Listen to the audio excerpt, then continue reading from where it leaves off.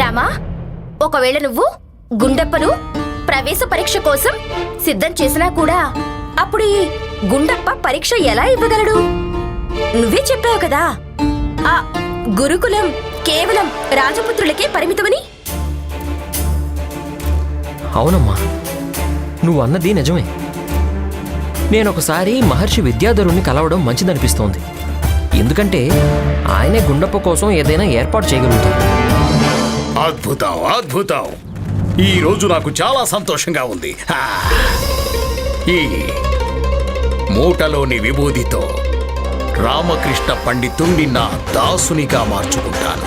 తనతో తలాతో కాలేని పనులు చేయిస్తాను. ఇక విజయనగరం మొత్తంలో తనను నిందల పాలు చేస్తాను.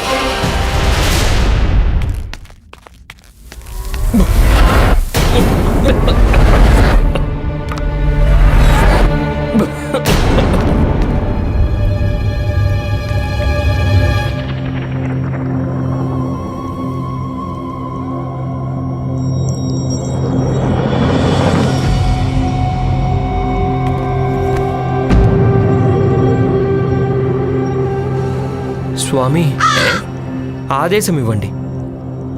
నేను మీ దాసుణ్ణి. నా ఆదేశం ఏంటంటే ఈరోజు నువ్వు దర్బారులో మహారాజు ఎదురుగా విచిత్రమైన పనులు చేయాలి, ఆడాలి, ఇంకా ఇంకా మూర్ఖపు పనులు చేయాలి. మీ ఆజ్ఞ స్వామి.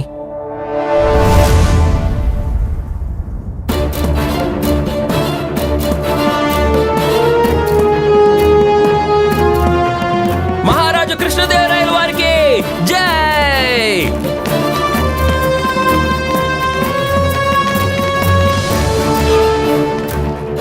పండిత రామకృష్ణ. పండిత రామకృష్ణ, మీ ఆరోగ్యం బాగానే ఉంది కదా? అసలు మీరేం చేస్తున్నారు? పండిత రామకృష్ణ, మేము అడుగుతోంది మిమ్మల్ని, మీరు ఏం చేస్తున్నారు?